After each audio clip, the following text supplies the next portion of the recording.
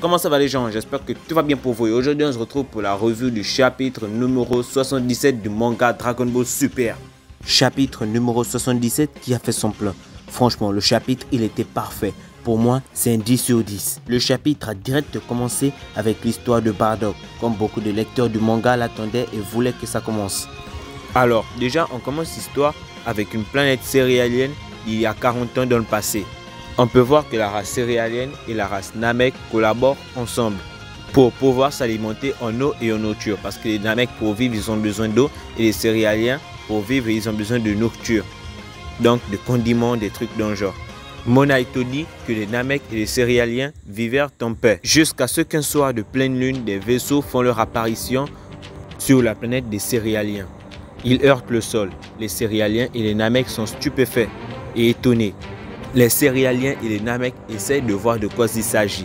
Ils sont encore plus étonnés quand ils voient que ce sont des singes géants, donc des guerriers de l'espace transformés en Ozaru après avoir vu la pleine lune.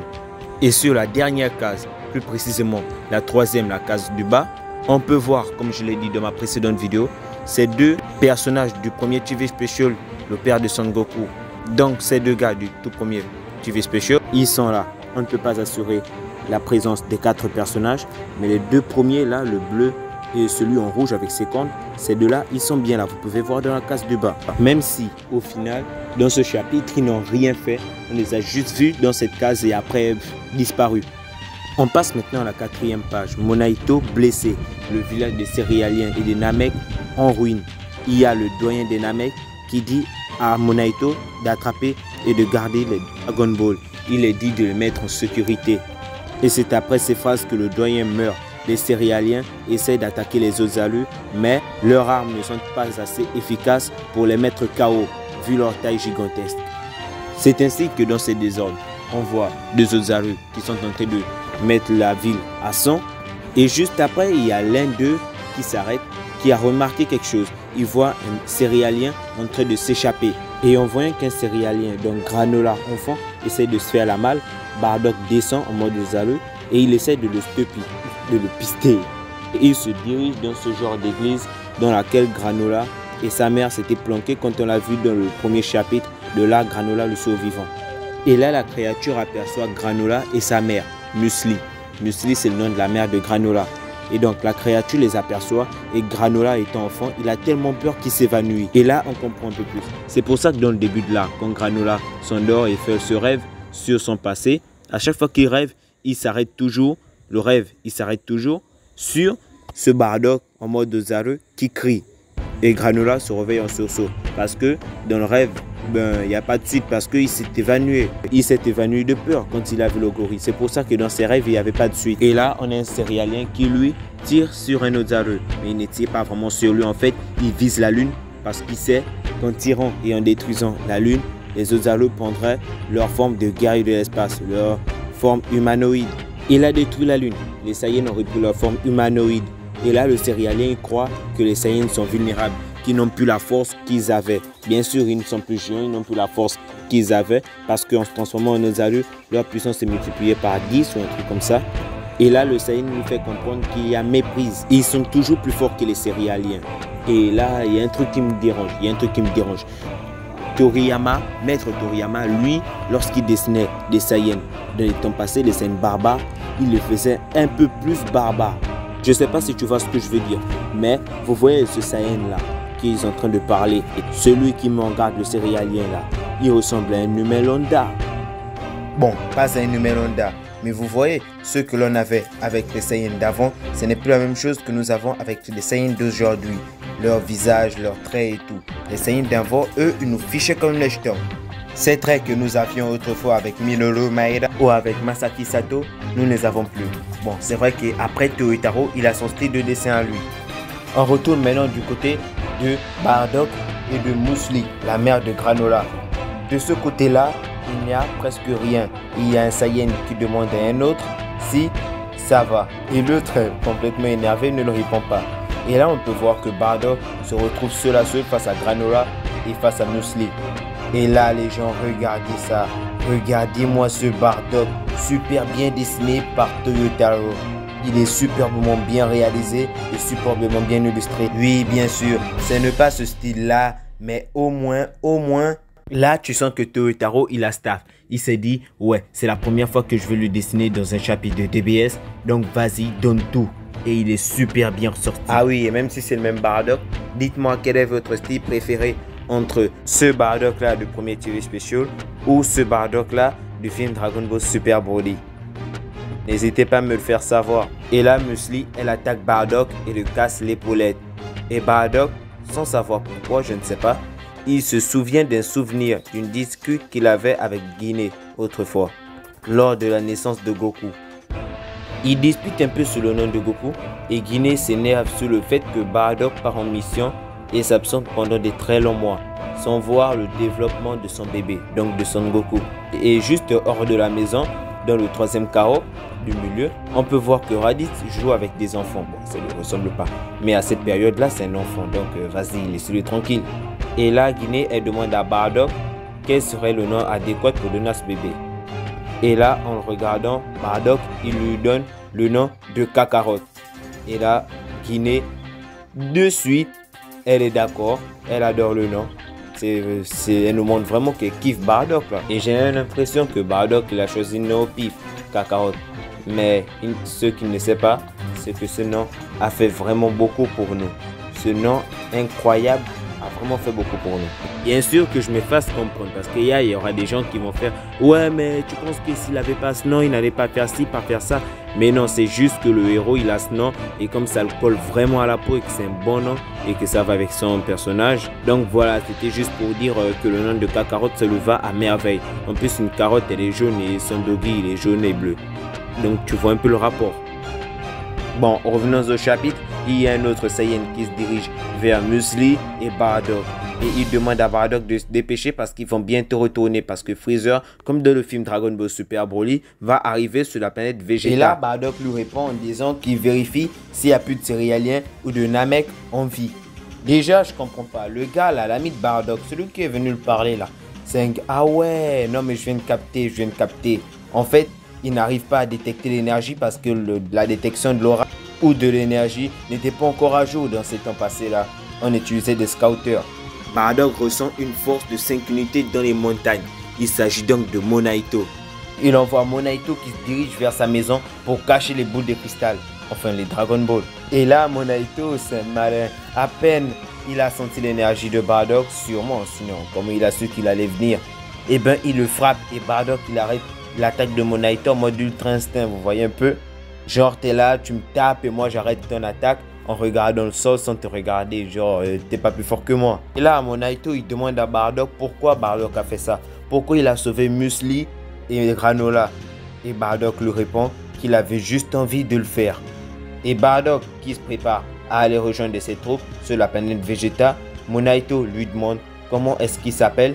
Et là on a un clin d'œil, vous vous souvenez le film Dragon Ball Super Broly, à la toute fin quand la fille elle demande à Goku comment est-ce qu'il s'appelle. Et là ben, si on fait parallélisme c'est presque la même chose. Et là il demande à Bardock comment il s'appelle et bien sûr Bardock lui répond Bardock tout court.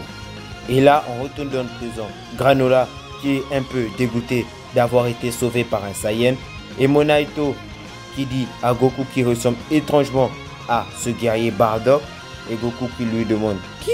Moi? Et Monaito demande à Goku s'il n'est pas un peu ami avec Bardock, de près ou de loin, ou s'il ne fait pas partie de l'une de ses connaissances. Et Goku qui lui répond que non, lui il n'a pas vécu sur la planète Vegeta, il est né sur Terre et que c'est son grand-père Son Gohan qui l'a élevé. Et là Vegeta rentre en scène et il dit à Goku que Bardock n'était nul autre que ton père. Et je vous jure que la première fois que j'ai lu cette phrase de la bouche de Vegeta, ouais c'est très bizarre, j'ai eu des frissons, vraiment je vous dis pas. Je me suis directement dit, enfin dans Dragon Ball, enfin quelqu'un l'a dit, Goku l'a écouté, mais qu'est-ce qu'il y aura? Et où est-ce que je l'ai regardé? Non, ce n'est pas aujourd'hui ou hier, il y a au moins 3 jours ou 4. Sur la chaîne de Saikyo Devin. Parce que Saikyo Devin, lui, il fait des résumés complets avant même que le chapitre il soit sorti. Donc, allez sur sa chaîne chaque 18 du mois ou 19 et vous verrez les résumés complets avant même que le chapitre soit sorti. Et donc, tout le monde est étonné. Et là, Monaito dit, l'ironie du sort, tu serais donc le fils de ce Bardock. Et là, Granola qui dit, donc, c'est le fils de ce Bardock également. Tout le monde est étonné. Goku est le fils de Bardock. Ça a été révélé dans l'œuvre originale, le manga Dragon Ball Super. Et là, Granola, encore une fois, tout vénère, demande à Monaito, mais comment ça se fait que ma mère n'ait pas survécu? Et là, les gens ont refait encore un bond de 40 ans dans le passé. Et là, on voit un Monaito qui soigne la blessure que Musli a fait à Bardock. Mais heureusement que c'est une toute petite blessure, parce que si ce n'était une grave, il ne pourrait pas la soigner. Déjà que cette toute petite là, il avait déjà presque plus en énergie. Et là, le scouter de Bardock signale qu'il y a 4 présences. Et c'est qui? Ce sont les Eaters. Et là, les Eaters dévoilent leur plan. Ils veulent tromper Freezer et avoir tous les revenus, que ce soit les planètes, l'argent, le savoir. Bien sûr, avec tout ça, pile au mauvais moment, Granola se réveille et cherche sa mère. Et on voit la queue de Bardock. Il hurle Saiyan, il y a un Saiyan. Et là, Monaito, il a jeté comme un sort à Granola et il s'est endormi. Et là, sachant qu'ils se sont fait découvert, Bardock demande la cape ou les vêtements de Monaito, enfin son manteau qu'il a sur lui. Et là, les Eaters, ils arrivent. Et Bardock, Monaito et Musli jouent le jeu. Ils font comme si Bardock était venu et qu'il les avait trouvés et qu'il s'apprêtait à les supprimer. Et c'est bizarre parce que ça me fait penser un peu au guerrier noir. Oh, le guerrier vêtu de noir apparaît. Bon, là, je me suis un peu laissé aller. Mais en vrai, il fait beaucoup, vraiment, il fait penser à ce guerrier. Et c'est un peu bizarre. Parce que désormais, dans Dragon Ball Heroes / Super Dragon Ball Heroes, nous savons que le guerrier vêtu de noir, c'est Bardock. Et là, il s'enfile comme un genre de manteau, comme le guerrier noir. C'est vraiment le parallélisme là. Elec demande à Bardock, t'es qui toi? Et Bardock lui dit qu'il était sur le point d'achever ces deux-là, ainsi que le bébé céréalien. Et Elec lui dit de le faire, mais Bardock hésite un peu. Et il le demande alors, qu'attends-tu? Et Bardock dit à Elec que le Namek a des pouvoirs intrigants. Et donc il voudrait plus en savoir sur lui. Et là, spam! Elec tue la mère de Granola, Musli. Et là, les gens, c'était pour nous dire que quand Granola, il va savoir que ce sont les Eaters qui ont tué sa mère, plus précisément Elec, il va chercher à se taper contre eux. Musli, la mère de Granola, morte. Elec rigole un peu. Bardock se met en colère. Il n'arrive plus à se contenir. Et là, Bardock lance une attaque contre les Eaters, mais Gas intervient. Et dans l'écran de fumée, Bardock ainsi que Monaito et Granola arrivent à s'enfuir.